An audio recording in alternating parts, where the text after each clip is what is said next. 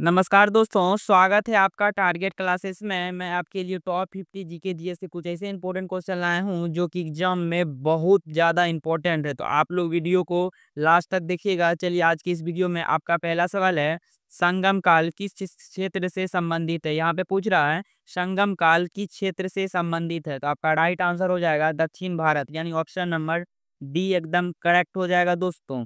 चलिए next question देखेंगे। Next question है क्वेश्चन नंबर 2, संगम साहित्य किस भाषा में लिखा गया है। यहाँ पे पूछ रहा है दोस्तों, संगम साहित्य किस भाषा में लिखा गया। तो आपका राइट आंसर हो जाएगा तमिल में, यानी ऑप्शन नंबर बी एकदम सही हो जाएगा। चलिए अगला क्वेश्चन 3 देखेंगे। 3 है, संगम सभ्यता का प्रमुख केंद्र कौन सा था। यहाँ पे पूछ रहा है दोस्तों, संगम सभ्यता का प्रमुख केंद्र कौन सा था। तो आपका राइट आंसर हो जाएगा ऑप्शन नंबर सी, मदुरै हो जाएगा, यानी ऑप्शन नंबर सी एकदम करेक्ट हो जाएगा दोस्तों।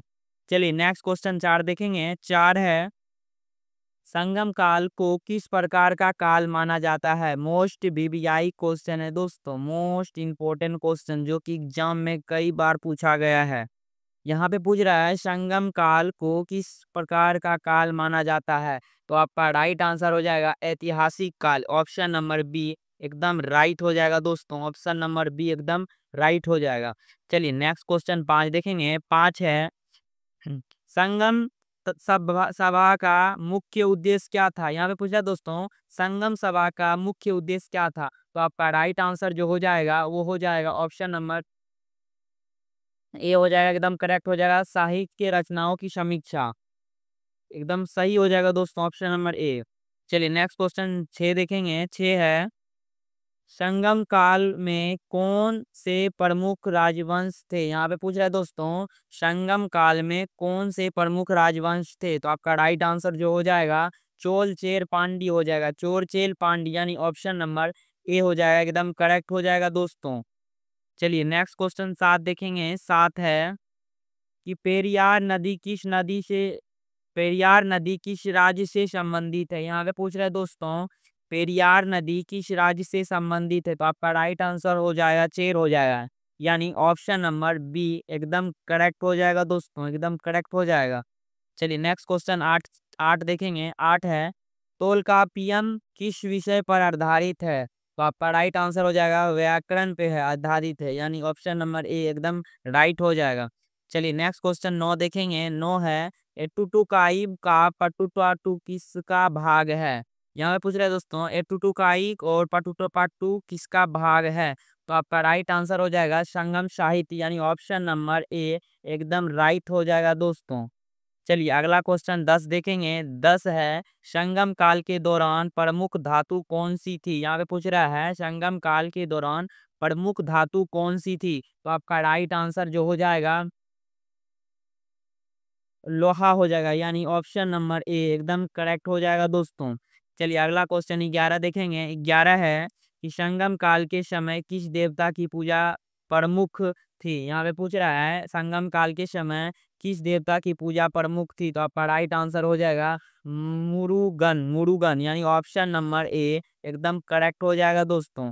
चलिए नेक्स्ट क्वेश्चन 12 देखेंगे। 12 है, संगम साहित्य में किस वर्ग का वर्णन अधिक है। यहाँ पे पूछ रहा है संगम साहित्य में किस वर्ग का वर्णन अधिक है। तो आपका राइट आंसर हो जाएगा कृषक और योद्धा, यानी ऑप्शन नंबर सी एकदम राइट हो जाएगा दोस्तों। चलिए अगला क्वेश्चन 13 देखेंगे। 13 है कि संगम काल में मुद्रा किस धातु की थी। यहाँ पे पूछ रहे हैं दोस्तों, संगम काल में मुद्रा किस धातु की थी। तो आपका राइट आंसर हो जाएगा चांदी, यानी ऑप्शन नंबर बी एकदम करेक्ट हो जाएगा दोस्तों। चलिए अगला क्वेश्चन 14 देखेंगे। 14 है, संगम साहित्य में कोनर किसे कहा गया है। संगम साहित्य में कोनर किसे कहा गया है। तो आपका राइट आंसर हो जाएगा योद्धा हो जाएगा, ऑप्शन नंबर ए एकदम राइट हो जाएगा दोस्तों, ऑप्शन नंबर ए योद्धा। चलिए नेक्स्ट क्वेश्चन 15 देखेंगे। 15 है, संगम काल में महिलाओं की स्थिति कैसी थी। संगम काल में महिलाओं की स्थिति कैसी थी। तो आपका राइट आंसर हो जाएगा सम्मानजनक था, यानी ऑप्शन नंबर बी एकदम करेक्ट हो जाएगा दोस्तों, एकदम सही हो जाएगा। चलिए नेक्स्ट क्वेश्चन 16 देखेंगे। 16 है कि पाटिनाप्लाई किस नगर का वर्णन करता है। तो आपका राइट आंसर हो जाएगा पोहार हो जाएगा, यानी ऑप्शन नंबर ए एकदम सही हो जाएगा। चलिए नेक्स्ट क्वेश्चन 17 देखेंगे। 17 है संगम काल के काव्यों को क्या कहा जाता था। यहाँ पे पूछ रहा है संगम काल के काव्यों को क्या कहा जाता था। तो आपका राइट आंसर जो हो जाएगा कविगण हो जाएगा, कविगण हो जाएगा, यानी ऑप्शन नंबर ए एकदम सही हो जाएगा दोस्तों।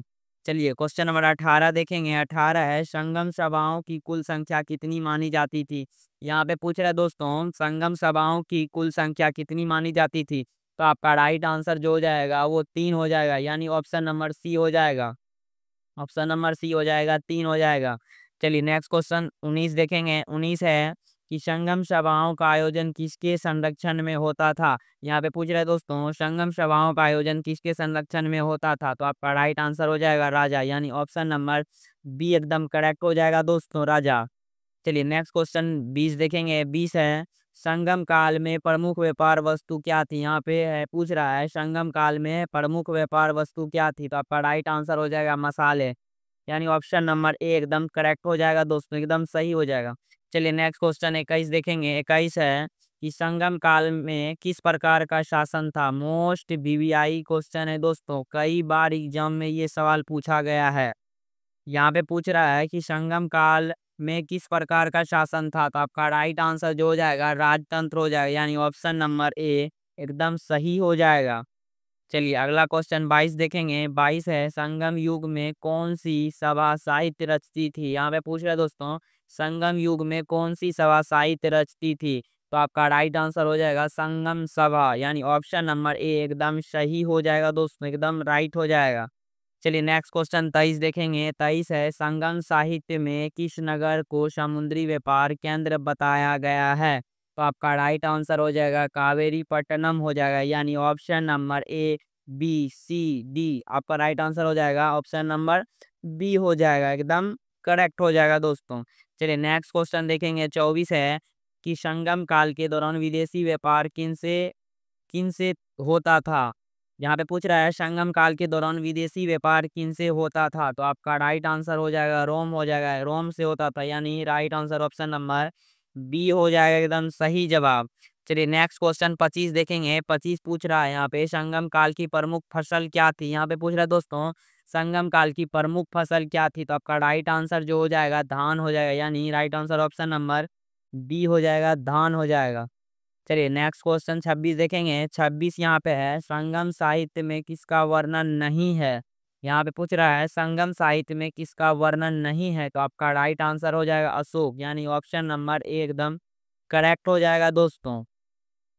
चलिए नेक्स्ट क्वेश्चन 27 देखेंगे। 27 यहाँ पे है संगम काल के दौरान व्यापारी वर्ग को क्या कहा जाता था। यहाँ पे पूछ रहा है दोस्तों संगम काल के दौरान व्यापारी वर्ग को क्या कहा जाता था। तो आपका राइट आंसर हो जाएगा वेलार हो जाएगा, यानी right answer option number B हो जाएगा, एकदम सही जवाब। चलिए नेक्स्ट क्वेश्चन देखेंगे। नेक्स्ट क्वेश्चन है कि संगम काल की स्त्रियों द्वारा कौन सी कला अपनाई जाती थी। यहाँ पे पूछ रहा है दोस्तों संगम काल की स्त्रियों द्वारा कौन सी कला अपनाई जाती थी। तो आपका राइट आंसर हो जाएगा गायन व नर्तन हो जाएगा, यानी राइट आंसर ऑप्शन नंबर ए हो जाएगा, एकदम सही जवाब हो जाएगा दोस्तों। चलिए नेक्स्ट क्वेश्चन 29 देखेंगे। 29 है संगम साहित्य में उग्री शब्द का अर्थ क्या था, क्या है। तो आपका राइट आंसर जो हो जाएगा शिकारी हो जाएगा, यानी राइट आंसर ऑप्शन नंबर ए हो जाएगा, एकदम सही जवाब हो जाएगा। चलिए नेक्स्ट क्वेश्चन 30 देखेंगे। 30 है कि संगम काल में भूमि कर को क्या कहा जाता था। यहाँ पे पूछ रहा है संगम काल में भूमि कर को क्या कहा जाता था। तो आपका राइट आंसर हो जाएगा ईराई हो जाएगा, राइट आंसर ऑप्शन नंबर ए एकदम सही हो जाएगा, ईराई। चलिए नेक्स्ट क्वेश्चन देखेंगे। 31 है कि संगम काल में उर शब्द का क्या अर्थ था। मोस्ट वीवीआई क्वेश्चन है दोस्तों, कई बार एग्जाम में पूछा गया है। यहाँ पे पूछ रहा है कि संगम काल में उर शब्द का क्या अर्थ था, यहाँ क्या था। तो आपका राइट आंसर हो जाएगा ग्राम हो जाएगा, यानी right answer option number B हो जाएगा। चलिए नेक्स्ट क्वेश्चन देखेंगे। नेक्स्ट क्वेश्चन 32 है। 32 है एक संगम काल में किस वर्ग को वल्लाल कहा जाता था। यहाँ पे पूछ रहा है दोस्तों संगम काल में किस वर्ग को वल्लाल कहा जाता था। तो आपका राइट आंसर हो जाएगा दानी हो जाएगा, यानी राइट आंसर ऑप्शन नंबर ए हो जाएगा, एकदम करेक्ट हो जाएगा। चलिए नेक्स्ट क्वेश्चन 33 देखेंगे। 33 है संगम काल के दौरान किस राजा ने रोम से व्यापार किया। यहाँ पे पूछा है दोस्तों संगम काल के किस राजा ने रोम से व्यापार किया। तो आपका राइट आंसर हो जाएगा करिकाल हो जाएगा, यानी right answer option number B हो जाएंगे दोस्तों।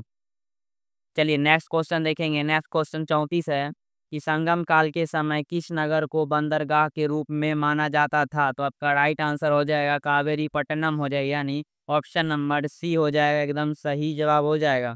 चलिए नेक्स्ट क्वेश्चन 35 देखेंगे। 35 है, परिपांडल किस विषय पर आधारित है? यहाँ पे पूछा दोस्तों, परिपांडल किस विषय पर आधारित है? तो आपका राइट आंसर हो जाएगा धार्मिक भक्ति गीत, यानी right answer option number B हो जाएंगे दोस्तों, एकदम सही जवाब हो जाएंगे। चलिए नेक्स्ट क्वेश्चन 36 देखेंगे। 36 है, संगम साहित्य में अहम का क्या अर्थ है? यहाँ पे पूछ रहा है दोस्तों, संगम साहित्य में अहम का क्या अर्थ है? तो आपका राइट आंसर हो जाएगा प्रेम हो जाएगा, एकदम सही जवाब हो जाएगा दोस्तों, प्रेम हो जाएगा। चलिए नेक्स्ट क्वेश्चन 37 देखेंगे। 37 है कि संगम साहित्य में पूरम का क्या अर्थ है? यहाँ पे पूछ रहे हैं दोस्तों, संगम साहित्य में पूरम का क्या अर्थ है? तो आपका राइट आंसर हो जाएगा युद्ध राजनीति हो जाएगा, यानी ऑप्शन नंबर ए एकदम सही हो जाएगा दोस्तों। चलिए नेक्स्ट क्वेश्चन देखेंगे। 38 है। 38 है, संगम काल में वनीगर शब्द का क्या अर्थ है? शब्द का अर्थ क्या है? संगम काल में वनीगर शब्द का अर्थ क्या है? तो आपका राइट आंसर हो जाएगा व्यापारी हो जाएगा, यानी right answer option number B हो जाएंगे दोस्तों, एकदम सही जवाब हो जाएगा।